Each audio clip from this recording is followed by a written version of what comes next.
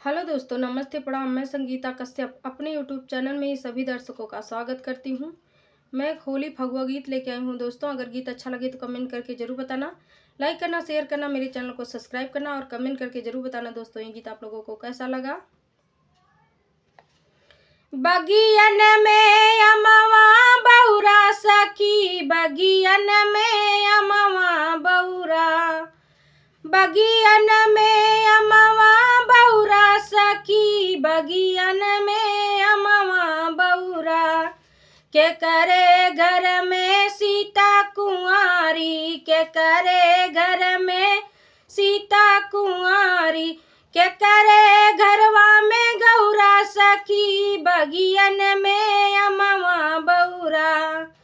के करे घर में गौरा सखी, बगियन में अमवा बहुरा, बगियन में अमवा बहुरा सखी, बगियन में अमवा बहुरा, बगियन में अमवा बहुरा सखी, बगियन में अमवा बहुरा।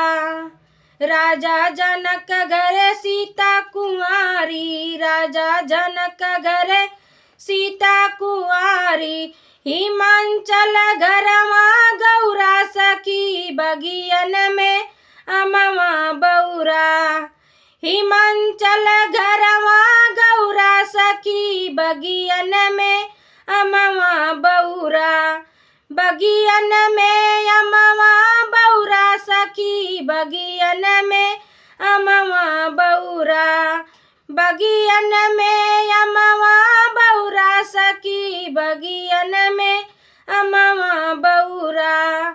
के करे संग में सीता बियाही, के करे संग में सीता बियाही, के करे संग में गौरा सखी, बगियन में अमवा बहुरा, के करे संग में गौरा सखी, बगियन में अमवा बहुरा, बगियन में अमवा बहुरा सखी, बगियन में अमवा बहुरा, बगियन में अमवा बहुरा सखी, बगियन में अमवा बहुरा।